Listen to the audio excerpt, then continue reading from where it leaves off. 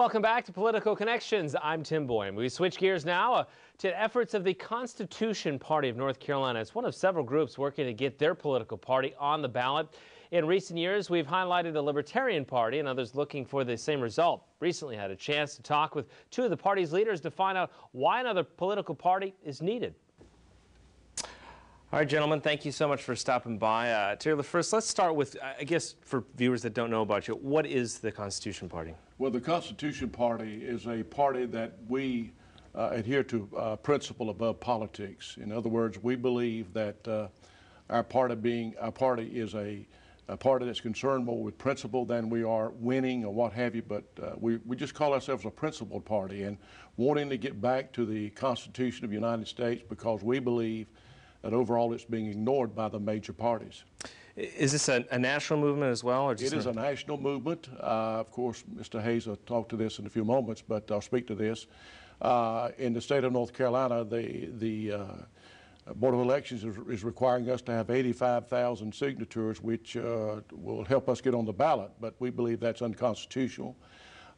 We are, I believe, in 38 or 40 states currently have candidates running and are on the ballot, but North Carolina, it's been very difficult. It's been about 3-4 years, roughly. I know it's changed hands. Yes.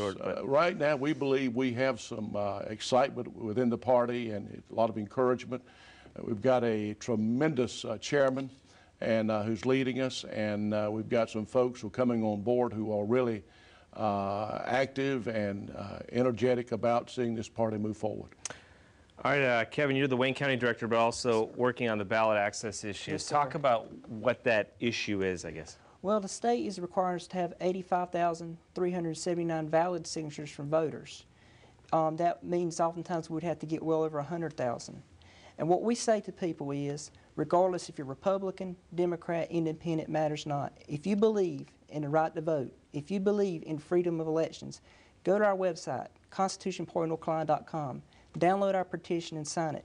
It don't mean necessarily supporting our party, it just means you believe in the right and the freedom to vote, North Carolina. We've heard a lot about a number of different parties. There's NC First, there's the Green Party.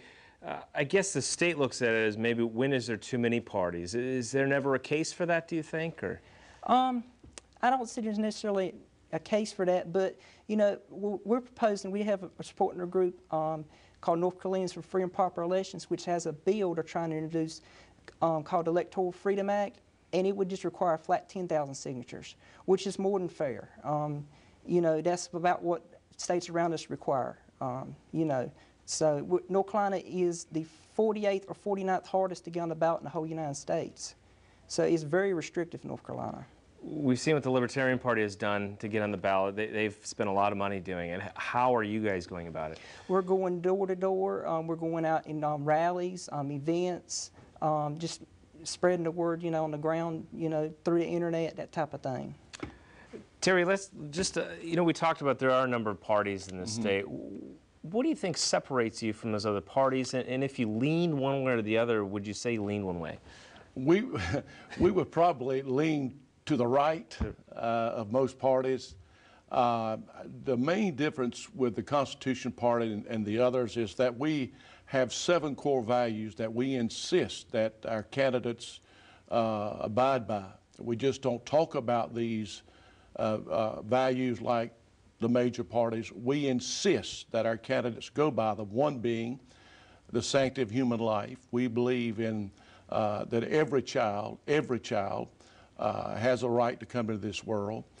Some will say, with the exception of incest and rape, that doesn't change the fact that that baby's innocent. That even through rape or incest, the baby's done nothing wrong. And that baby has a right to come into this world according to our Constitution. Well, we've ignored that. Secondly, we believe in religious freedom. We believe individuals ought to have the right to express their religious beliefs without interference from our government, whether it be state or federal. Thirdly, we believe in the traditional family. We believe that God meant for marriage to be one man, one woman for all eternity. And we are opposed to alternative lifestyles and that kind of thing. Homosexuals, men marrying men, women with women, We are opposed to that and can back that up with Scripture.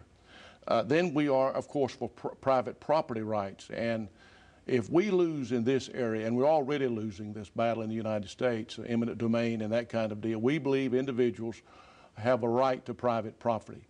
And when we lose that freedom, look out, more is coming, and that's evident right now. We also are pro-Second Amendment. We believe every individual has a right in this country to bear arms. We believe in that. And then also national sovereignty. We believe that other countries ought to stay out of the affairs of the United States, and we ought to stay out of the affairs of other countries and not be intermingled with their business. National sovereignty. We are losing our sovereignty as a nation, little by little. We're losing that.